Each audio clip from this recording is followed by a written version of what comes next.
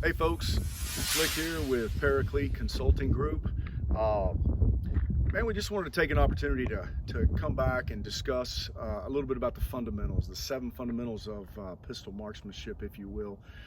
So many folks want to come out and go right into intermediate style shooting, even advanced, and that's great. We do it. We push our students consistently, striving to get into unconventional shooting positions that we will find ourselves in when faced with a deadly force situation.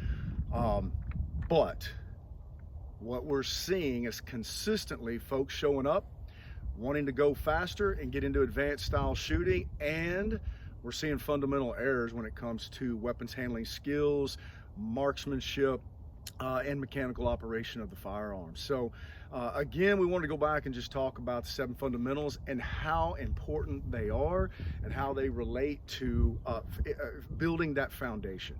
Because if you skip a step, whether it's golf or playing a musical instrument, and I cannot skip those critical foundational learning points, because if I do, in the long run, my pursuit for accuracy and efficiency and domination over that firearm is actually going to be hindered. So let's go back and talk about the 7 fundamentals. All right, it's all about building the foundation for shooting. And if you go slow and continue to practice the fundamentals, then your game, your pursuit for marksmanship will come even quicker. Okay, so what are the 7 fundamentals of marksmanship? First would be stance, and we see this consistently. Man, just stand up. For some reason, as soon as we're in a force-on-force situation, or the student standing in front of their target, no matter what the situation is, whether it's on the 3-yard line or at the 25 on steel, and they're standing normally, they're in an interview stance, sometimes hands are up, or we're getting ready to manipulate our garment if we're carrying concealed, and as soon as that weapon comes out, they just leave that natural stance that they're already in, and they go into some aggressive, exaggerated, leaning forward, leaning back, awkward stance. And what that's doing is that's actually slowing you down, all right? And it's impeding efficiency, and it's impeding your ability to acquire sight alignment, sight picture, which we'll come to in a moment, and really how am I seeing the sights on my weapon. It also impedes recoil management, proper recoil management, and guess what? As soon as it comes time to reload that weapon or move from point A to point B, guess what you have to do? Just stand up and get right back into your normal stance.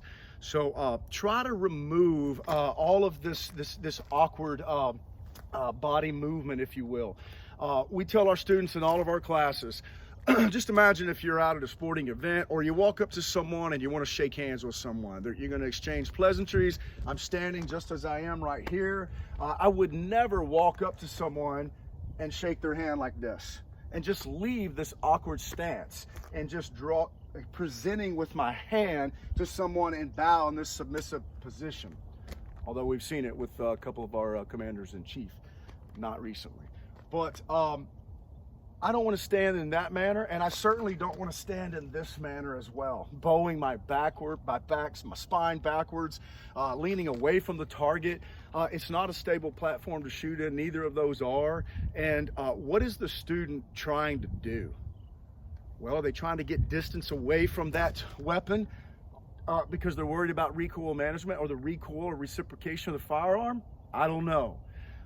Or are they trying to get as much sight focus as they possibly can and sight alignment, and they're just killing themselves? Because I would never be able to maintain this long exaggerated shooting position. I would not be able to maintain that exaggerated shooting position for very long. Just stand and relax. All right, and on stance, we've all heard it 100 times. Man, I want to get a good, stable shooting platform, almost as if I'm in my fighting stance. Man, the days of, and we still see it with some shooters, isosceles or squared off and parallel to my target. That only works on a static, flat range environment.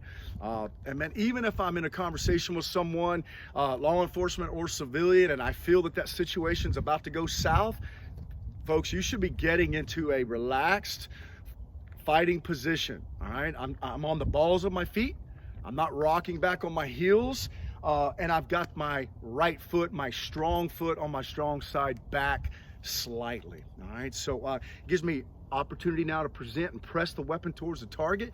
I'm now mobile and flexible. I can move from point A to point B, left or right, and I'm no longer in some awkward, exaggerated shooting position, right? So just get a good solid foundation that works for you.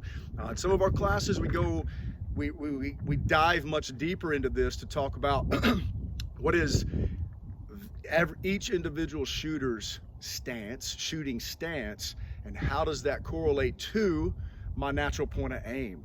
So with my body mass and with my drawing and presenting and shoulders and deltoids and lats and core, all that comes into picture. And we tell our students, man, just close your eyes and just draw and present the weapon onto the target. Let's just do that about 5 times with our eyes closed. Eyes closed.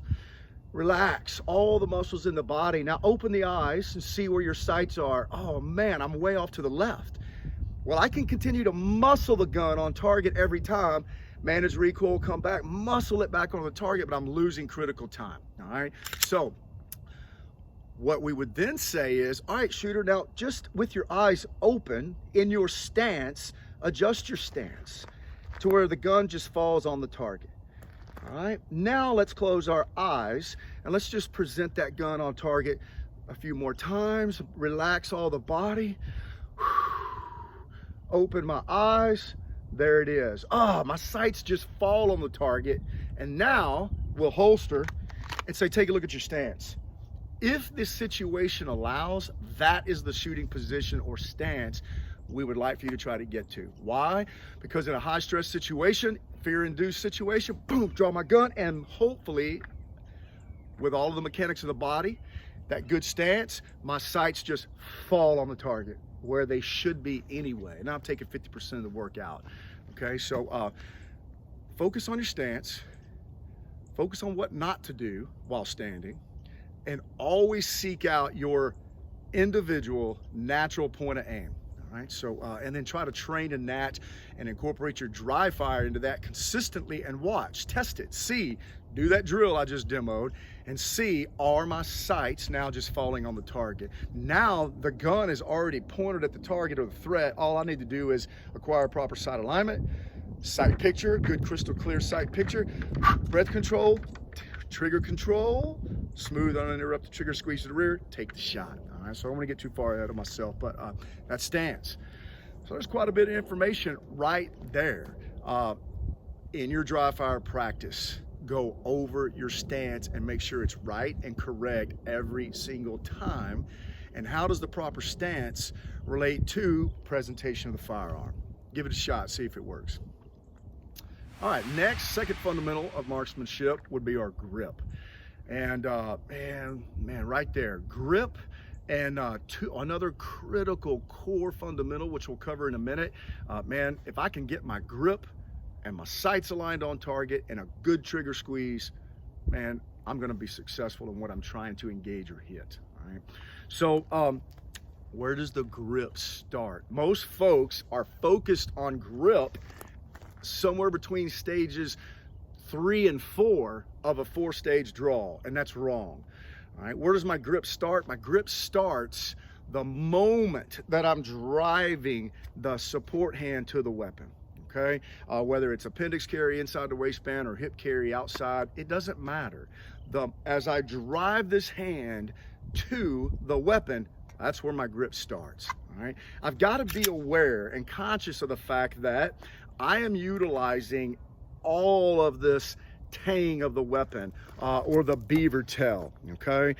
Because if I come in too low on this, man, then I've got muzzle flip while the weapon is attempting to reciprocate on its path, which it's unable to do properly because I have come in way too low under the tang, all right? So as I drive the hand into the magazine well or the beaver tail and tang here, I've got to get so deep up in here that the tang of the weapon is actually mounted deep into the fleshy part of the web of this thumb right here, all right? So, and now I can manage the recoil better, and as the gun is reciprocating as I fire, it's moving on its flat, straight path or plane, if you will, okay? So very critical. I also want to be aware that I don't have so much of my strong hand that it's rolled over to the strong side of the weapon, because that's incorrect. And as you can see here, I've got a little gap right here. I don't have full flesh wrapping around the frame of the weapon. All right. I also don't want so much of my hand that it's rotated over and it's not driving straight down through the arm, because that's going to mess up that's going to impede where my support hand lands on the weapon, right? So it's critical that the weapon is aligned perfectly with the hand, and I've got a master strong hand grip on the weapon every single time. But what do I do about the support side of the weapon? Right? I need to fill all of this surface area up. We call it filling the L, if you will, right here. And that's where my support hand comes into play. I have got to ensure that as the weapon comes out of the holster and I drive the muzzle towards the threat or my target, that I am now at stage 2, marrying up my grip. I'm coming out, stage 1, stage 2 is out, my weapon's oriented down range. Stage 3, I drive my support hand to the target in the exact same direction and flat plane as my strong hand. And I fill this gap and I marry up my grip, and I have flesh on flesh, and I take this strong thumb and I drive it down onto my support thumb, and I wrap 360 degrees of flesh around the magazine well and around the weapon. These fingers on my support hand, they have work to do.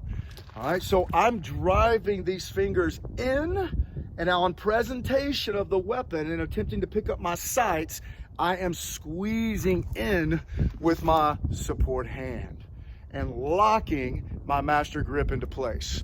Okay. Now, folks always ask, okay, man, how much pressure are you using? I have no clue. I can tell you that I'm using the right amount of pressure with my strong hand and my support hand, that I lock the gun into place, 360 degrees of flesh around the weapon, and squeeze it back into the palm of my support hand. And then I stop squeezing. That overpressure stops, because we consistently see shooters sighted on their target as they're attempting to pull the trigger with their grip. They are squeezing with their left hand, squeezing with their left hand. And that is why they cannot ever hit their intended target. So sometimes the brain, as I'm manipulating the trigger with my support strong fingers, sometimes I am squeezing with my left hand, my support hand, and I am driving the muzzle left, left, left. And it may be so minute that the shooter's shot group is 1 inch to the left. If you're a right-handed shooter, reverse for lefties, it's not a big deal. It may be so finite you can't see it, but as we go back to the 25, guess where our rounds are? Yeah, we're 17 inches low and left. So get a good solid master grip, lock it into place one time, stay on my grip, and my grip does not change at any point as I'm firing, whether it's 1 round or 5 rounds, okay?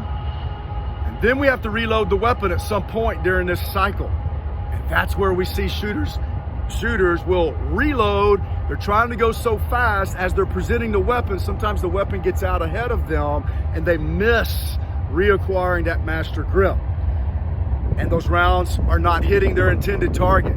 So slow down, get the weapon reloaded, feed it, chamber it, get it back into battery, reacquire that master grip on presentation, pick up my sights, take the shot, okay? So grip is critical. And in our classes, we go into great detail. We will mark the shooter's hands and their thumb placement as to where they should be and what is a proper grip. And man, we will assess individual shooters, and we will conduct video diagnostic on shooters to watch that grip. Because sometimes what they're doing is so finite that we can't see it with the human eye. So we'll put a video camera on, we will record it, do video diagnostic, and let the shooter see what they're doing. We see this a lot. Okay, shooters will come up, they'll take the shot. On recoil, They lose their master grip and they are reacquiring it every single time, and the support fingers come loose. They fire, recoil, searching, get my grip, and they'll pull around because they're still adjusting their grip. The grip should stay consistent all the way through, and it should not change once I have a good solid master grip. Now, if my grip breaks during recoil management, slow down, take 1/10 of a second, reacquire that master grip, lock it into place, and continue on with the course of fire. So back to dry fire. You must get it home and practice consistently drawing, pressing, squeezing flat to the target, take the shot over and over and over again. If I come out of the holster, punch out with the gun, and I miss my grip, as I've done here, left hand is too far forward, it didn't count. Do it again. Make sure you get good, solid, consistent reps in your dry fire. And if you're going so fast and you come out and you cross your thumbs, okay? Man, listen, I am not gonna be able to manage the recoil of the weapon effectively as I want to if I've got these thumbs crossed. So what happened? On presenting to the weapon, the gun got out ahead of my support hand. Support hand's trying to play catch up and cross thumbs. Okay. Hey, if folks could do it, the best shooters in the world would be shooting with their thumbs crossed. They don't do it. You need to fix that. That's a bad habit. We do not want our thumbs crossed because I don't have 360-degree flesh on the weapon. This support thumb also has work to do. And if it's up here pointing at the sky or riding next to my sights or my optics, man, I use my support thumb and I drive it into the frame of the weapon. And that is what allows me to just push my sights left or right so ever so slightly to get a good sight alignment, sight picture on the target. So that support thumb has work to do as well. So practice that grip. Make sure it is right, make sure it is tight, and it doesn't come loose. Okay, so moving along, what's next? Stance, grip, sight alignment. So critical. And we see this in every class, whether it's law enforcement, private security classes, even SWAT classes. We see the shooters that are still struggling with aligning my sights, or aligning the sights on the weapon properly. Keep it simple. Equal height across the top and equal light in between. You know, the brain is actually not focusing on the sights. It's actually focusing in and trying to bring into parallel equal amounts of light on both sides of my front sight post. So, most important tip of the day, for you to properly align your sights, you need to look at them. And that's where we see shooters miss. Hey, stop, holster. Do you recall ever looking at your sights? No, I did not. I'm target focused instead of sight focused, and that's not gonna work. I must do a focal shift. Now, yes, I see threat, I'm engaged in the threat or the target, I'm drawing, I'm still target focused, I'm presenting my sights, and somewhere on the way to the target, I have to do a focal shift, transfer my vision off the threat or the target or point of aim to my sights. Because I must get, if the situation allows, and I'm not with an immediate a threat or so close to the threat that my life's in jeopardy and I cannot present the weapon. And we're saying that it's normal. I have a standoff from the threat. I'm able to push my gun out to full presentation. I must begin picking up my sights and aligning them equal across the top, equal amounts of light in between both sides, left and right, of my front sight post. If that is off and I'm deficient on one side or the other, or greater than amounts of light, my front sight post is pushed all the way to the left, okay, then what do I need to do? Man, I just got to take a split second, have enough trigger discipline, shooter discipline, align my sights, and good hits on target. Because it doesn't matter how fast I am, if I'm missing my target, then it's irrelevant. I am irrelevant. I have failed to hit my intended target, and I'm accountable for every single round. So spend some time practicing consistent every single rep in your dry fire practice. picking up my sight, straight to the target, flat, flat, squeeze, take the shot. That's 1 rep. If you will do thousands of these, but they must be perfect, and every single time my vision is going to my sights, you are building, reinforcing a neural pathway in your mind. That neural pathway says I'm conditioning the brain over and over and over again to pick up my sights. Because the only way to properly align your sights is to look at your sights. You must do that. All right, folks, come out to the range now. Red dots, red dot systems, RMRs, hollow suns, it doesn't matter. The Romeo sights, man, it is certainly a way to give the advantage to the shooter and increase accuracy more quickly. There's no doubt about it. I would say though that you need to operate and learn and build a foundation under both. Fixed sights on the weapon and the red dot system. All right, it's certainly an advantage to the shooter. Man, I'm 50 years old now. Vision is fleeing from me quickly.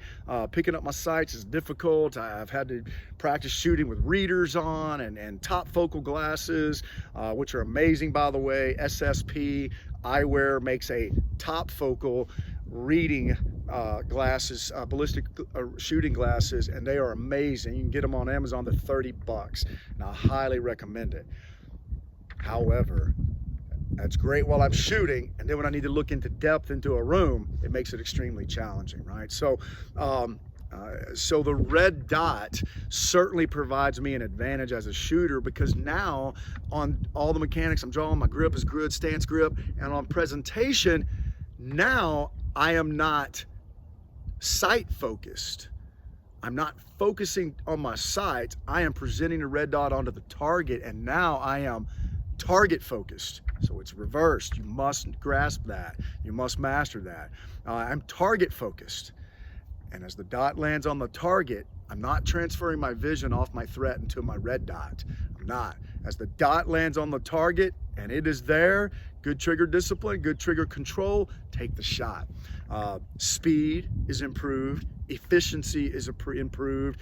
Accuracy is improved. However, you're going to need to spend some time once you make that transition from iron sights to red dot on presenting the weapon to the target. Okay, and once you learn that and relearn that neural pathway of drawing and presenting every time, you'll begin to pick up that dot much quicker.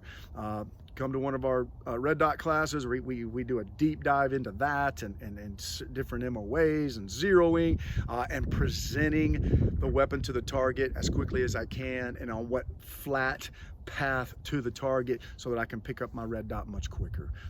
But just know the two values are they're opposite. On iron sights, I must be sight focused. On the red dot, man, I'm drawing, there it is, it's on the target, take the shot. So I'm target focused with the red dot. Next is, so we have stance, grip, sight alignment, and next is sight picture. Very important. And so many instructors have missed this. They still don't cover it. Their students come out, they shoot, we see margin for error, we see areas for improvement, and they're not being taught what sight picture is. So I would submit to you that if you are at this point in your career or your path for marksmanship or the pursuit thereof, and you have never been told by an instructor or had a discussion about sight picture, there's a problem there. So I wouldn't go back to that individual, okay? Sight picture. Man, I've got my sights, they're aligned, everything is crystal clear, but if I stay on those sights and focus on the sights, and my sights are overlaid on that target, and then I transfer my vision to the threat, man, I've lost sight picture. All right, so what is sight picture? Sight picture is I am staying on my sights are crystal clear, and I am superimposing my sights onto the threat, the target, or the point of aim. So many times, as you get ready to break the shot, shooters will have good sights aligned, and they'll look at their target and they'll become target focused instead of sight focused. They'll break that shot and they have no idea why they can't hit their intended target. It's because you are having this battle between my target focus and my sight focus. It's going back and forth. You need to stay focused on your sights, superimpose them, overlay them on your target. And while breaking the shot and pulling the slack out of the trigger, my sights are crystal clear. My target is blurry, fuzzy, if you will. In our classes, we have some excellent visual aids. We talk about the fact that the brain can only focus on one thing at one time. That's it. I may have all this other stimuli going around me. It's affecting me. It's affecting my body and my physical state of being, an active shooter situation, carnage over here, carnage there, moving targets. But when it comes time to take that shot, yes, my brain is taking in all of that stimuli, if you will. But when it comes time to make that perfect shot, I have to block all of that out, pick up my sights, stare at my sights. My sights must be crystal clear. Superimpose, overlay them onto the target, squeeze and take the shot. So in your dry fire practice, I want you focusing on drawing, manipulating the garment, coming up high, orienting the weapon towards the target, getting that solid master grip, presenting the gun towards the threat, towards the point of aim, and every single time picking up my sights. My sights are crystal clear. My target is somewhat blurry. Take the shot. All right. In my dry fire practice, go that slow and then begin to add speed. And if you do a repetition and you look at the dot on the wall or the little 3-inch circle that you're aiming at, that one didn't count. So put the gun back in the holster, do it again. Every time, sight alignment, overlay those crystal clear sights on my target, good sight picture, take the shot. Sight focused, not target focused. All right, for those red dot shooters, again, it's opposite, okay? So as on presentation of the dot towards the target, dot lands on target, I can stay target focused. Do not transfer your vision off the threat, the point of aim, whatever you're trying to aim at, to the dot. Sometimes we see shooters where they're so focused on that dot that that's actually what they're looking at instead of their target. Look through the dot, look past the dot. Just let the dot land on the target, take in the target, focused on the target, then take the shot. All right, so opposing concepts, if you will, between iron sights and red dot.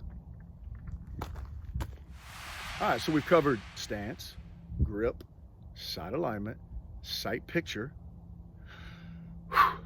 What's next? Breath control. Think about all the classes that you've been to, out on the range, shooting by yourself. When was the last time that breath control on a pistol was really ever an issue for you? Well, if it's been never, or it's been a long time, I'd say you're not training with the right people, okay? So breath control is a fundamental that is often neglected, never even discussed. So what do we get out here with our students? Man, we'll do burpees, push-ups, we'll run, we'll sprint to the 200, back up here, we'll smoke our students on the range, pick up this sandbag, carry it over there, take that brute force bag over there. We will try to get them to what we call the red zone. What is the red zone? That's just our term to say that is us trying to get you as close to that state of fear or that state of being, and increased heart rate and oxygen deprivation, because that is as close as you can get to a real deadly force situation. So if we can get there in our training and replicate that and now run these drills, that is realistic training. So man, get out with a company and get out on the range where you can smoke yourself. Go to the point of exhaustion and then run your course of fire. Safety is paramount. Make sure you're not doing anything unsafe. And always honoring the 4 cardinal safety rules and keep that finger straight and off the trigger. Because when we get tired and we get fatigued and when fear sets in and oxygen deprivation's taken over, we can do weird things. Our body will do weird things on the range. So slow down, keep it safe, but why not train in an environment that is actually realistic versus false? And most of our static artificial range shooting, at the 5-yard line in front of a static target where we don't even move, and my heart rate and pulse is not even impacted. Is that realistic? No, it's not. All right. So, and then when you get there, then what is happening to our sights? Deep rise and fall in the muzzle because we are breathing and exhaling. And then know what the weapon's going to do and what the sights or the red dot are going to look like when our body is in that state of being. And then know that now I have to start incorporating shooter discipline, trigger discipline. Don't take that shot. Goodness, man, I got to make that precision headshot at 10 yards in that room in a hostage situation. And I've just run up 3 flights of stairs in kit, and I'm exhausted. And oh, by the way, fear's kicking my rear end. So how do I manage breath control? Okay, so inhale through the nose softly, continue to get oxygen into the body, exhale softly, and in that respiratory pause, on the inhale and in between the exhale, try to take the shot right there, if the situation allows. And again, that's pretty artificial. That's for on the range, because if I'm being attacked or I'm getting the crap beat out of me and I'm fighting for my life, man, I'm pushing through all of those physiological effects that my body's experiencing, and I am coming back to what? Foundational shooting. Because we know that in that state of being or that situation or a fear-induced situation, we are going to resort back to our lowest level of capability and training. Okay? So if our training's not right, then what are we resorting or defaulting back to? Not much. So get out there, drive the heart rate up, and practice shooting in between those respiratory pauses and having enough discipline not to take shots when I'm on a deep inhale or an exhale. And what you're probably going to need to do to hold yourself accountable is train on steel. Okay, start training on steel after you are exhausted, and we'll bring our corporate security guys out here and our executive protection folks. We will fight in the cars. We'll bring the mitts out, and we're striking. We're crawling in from the back seat, covering down the principal, extracting the principal, getting everybody on the ground, dragging the principal all the way from the 50 to the 25 on an aid and litter bag. Now let's run this course of fire, and then we see 90 percentile shooters accuracy begins to diminish greatly. So put up steel target, hold the shooter accountable, hold yourself accountable, and talk about when and when not to take those shots in that state of being. Okay, so breath control. Next is trigger control. Probably the most important fundamental of all. Okay, because I can have the perfect stance, everything's great, natural point of aim is perfect, sights just fall on the target every single time, my sights are properly aligned, I've got great sight alignment, great sight picture, breath control is squared away, I'm gonna make the best shot of my life, and bam, I break that shot, I slap that trigger, and I drive that muzzle as a righty 1/2 inch, 3/4 to the left. Did I hit my intended target? Probably not. And at the 15 or 25 yard line, did that round strike its intended target? Probably not, because I induced poor trigger manipulation. We'll see shooters that have excellent fundamentals, and as they're missing, or their shot groups are consistent, but they're off to the left or off to the right, high or low, generally speaking, it's in your trigger manipulation. So what are you doing while squeezing, taking the slack out of the trigger? And every gun has it, every manufacturer has it. I have trigger travel, all right? Look at all of that, all right? Trigger travel. But as I pull that slack out of that trigger, I hit resistance. I hit mechanical wall, if you will. Springs are aligned. I have hit that wall, and I can stop there. Because I can push and pull and push sights left or right on trigger travel. But once I get to that wall and I have got to make that perfect shot, that is where I need to have a uninterrupted trigger squeeze, flat and straight back every single time. Manage the recoil Gun goes back on target and creep it out. We tell our students all the time, creep it out, creep it out. Click. I hear and feel that metallic click. That trigger is reset and restaged. Now I have no trigger, look at that. I have no trigger travel at all. And I take the next shot. Manage the recoil, reset that trigger.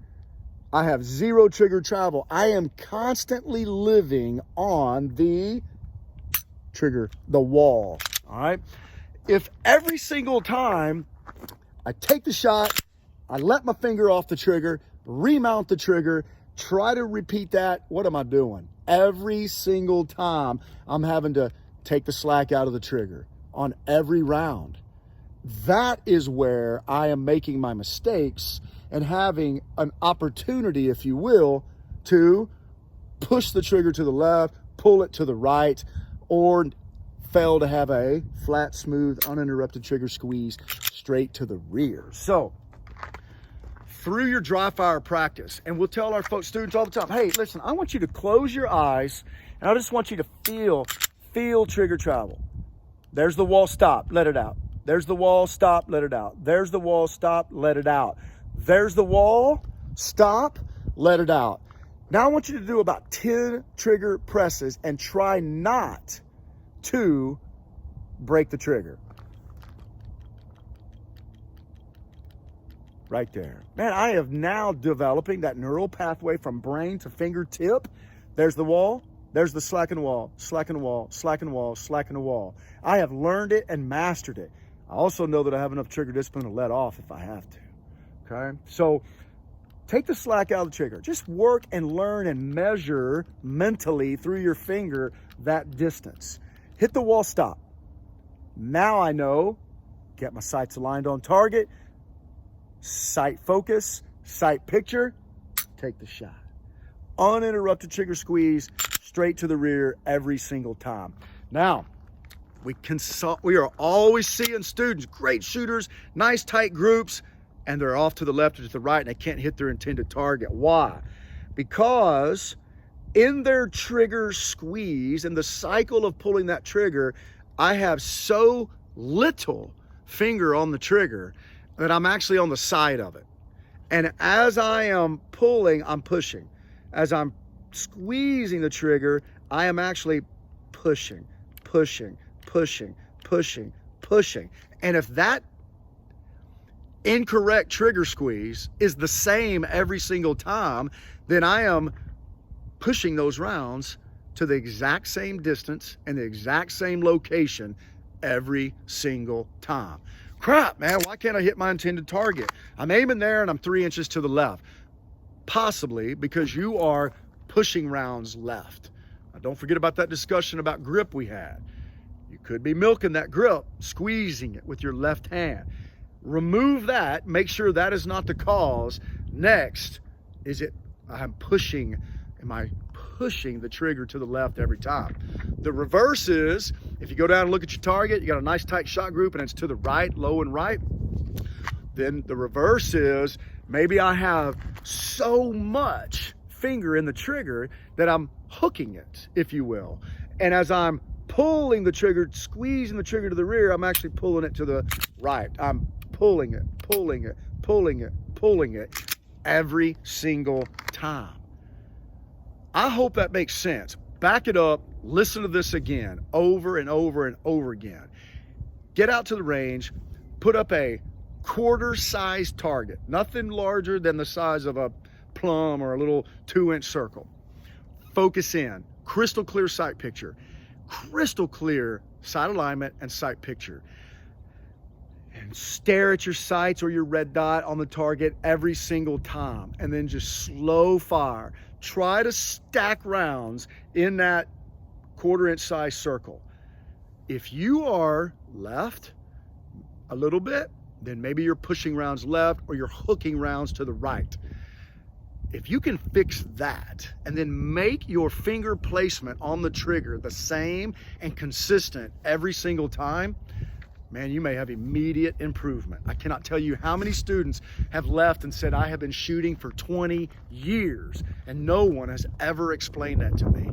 And I fixed it I had that breakthrough moment, and now I realize that all this time the inconsistency was because of my trigger manipulation. All right? I don't have it with me, but in our classes we use it all the time. And we have a light switch. We have a light switch on the wall. And we tell students, man, imagine if you're coming in and you got bags of groceries and a briefcase in your hand, whatever, and you catch the side of that light switch, but you're really on the side of it. You're trying to pull it straight down. You're trying to pull that straight back, but you're on the side of it. And man, to pull it down, you're having to put so much resistance on that thing that you're pushing it left. Same thing with your sights. What if I come in, I miss that light switch, and I hook it? I'm trying to pull it straight down, but in essence, what am I doing? I'm hooking it, I'm putting pressure on that switch inside of its casing, and I'm pulling it to the right when I should be pulling it straight down. Now I'll be pulling rounds right. So think about that light switch. Actually, physically do this. Lay your finger on a light switch, and where it lands, right there on that digit or that flat surface or pad of your trigger finger, and that is what I'm pulling straight down, straight down, straight down every single time. That is what I need you to apply to your trigger, and watch your accuracy improve greatly. Don't worry, you're still gonna, through speed and drills and fatigue and burpees and all of this, quick draw, reloads, fire two, reload, fire two, and you miss the trigger. That's all right. But your misses are going to become smaller. We've all heard it, aim small, shoot small. That's great. But everyone aims small, but their trigger manipulation prevents them from hitting small. So work on trigger manipulation. Don't forget, everything can be perfect, right? Stance, grip, everything is aligned, sights are perfect, sight picture's great, and swack. And I hit that trigger so hard that I pull that round, it is unaccounted for, I don't know where it went. I cannot have that. I'm responsible for that round. I've got to be sure it hits its intended target. In your dry fire practice, draw, clear, present, flat to a target, sights aligned, squeeze. They need to be so finite and so clean, squeeze. Draw, present, flat to a target, mount trigger, sights aligned, squeeze.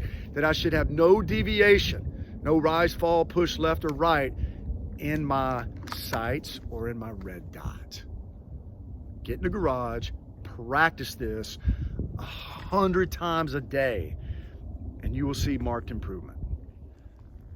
So we've covered stance, grip, sight alignment for irons and red dots, sight picture, irons and red dots, breath control, trigger control, which is the most important fundamental in my opinion. And then next is follow through. Man, what in the world is follow through? Follow through is nothing more than me repeating all of these steps from start to finish to repeat. But here's where a lot of folks miss on explaining follow through. What is occurring during follow through?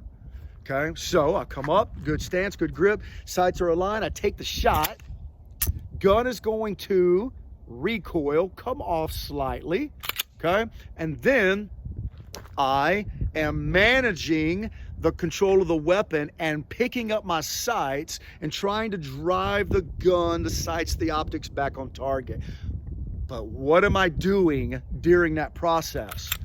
I am letting out on that trigger slowly, creeping it out, getting that trigger reset, then sights land on target, dots aligned, everything is good, grip is tight, squeeze, uninterrupted trigger squeeze to the end. So repeating that over and over and over again in hundredths of a second on multiple targets while moving. But if I will check my work through my sights after recoil, delivery and return of the sights or dot back to the target, simultaneously resetting, restaging that trigger, not letting it all the way out, just letting it out. I hear that metallic click, click, have enough discipline to hold right there on the trigger, realign my sights, take the shot. And I may have to do that 15 times, or I may have to do it once, but follow through. And I'm checking my work through my sights or the window on my red dot. I am not firing, checking up, I've come completely off the weapon. I've left the fight. I've checked out of the gunfight, and now I'm checking my sights over or to the left or to the right of my sights. That's not follow through. Check your work through your sights back on target, restage the trigger, make the conscious decision to fire if needed, take the next shot. So there's your 7 fundamentals. Okay, pretty much gave you an 8-hour class in 15 minutes. Stance, grip, sight alignment, sight picture, breath control, trigger control, follow through. And I'm repeating all of those in hundredths of a second as much as needed to finish the drill or engage and neutralize a threat. So you can master these. I will tell you that if you are a gun enthusiast shooting consistently and you don't know these by heart, then you're not ready to advance to intermediate pistol. You're not.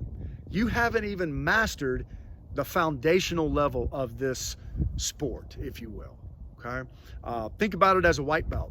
Are you ready for that yellow belt? I don't know. But you need to know the 7 fundamentals of marksmanship to memory.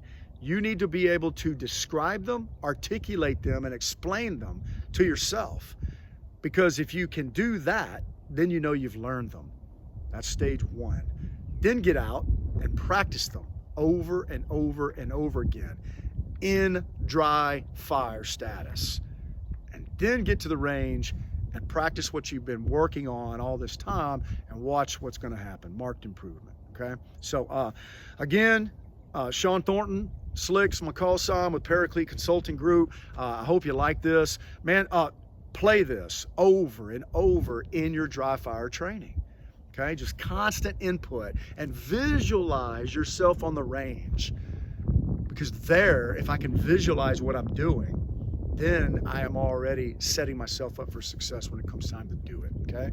Check us out on Facebook, please. I hope you'll go, Paraclete Consulting Group, like and follow our training page, but also our private security page. Please go to the website, www.paracleteconsulting.org, and subscribe to our email list. There you'll see our training calendar. Also on YouTube, we've got quite a few videos. We're going to try to get out some more learning-based instead of just range-based videos. But check out the other instructors. We've got Seth Canalecchio, call sign is Meat. Stephen Kittleson, call sign Skittles. And Sean Birchfeld, call sign Stitch. And man, every one of them has some really good input to provide, different spin on the fundamentals of marksmanship. But I hope you got something out of this. I hope you enjoyed it, and I hope you'll share it and subscribe to our YouTube page. Be safe. Be hard to kill.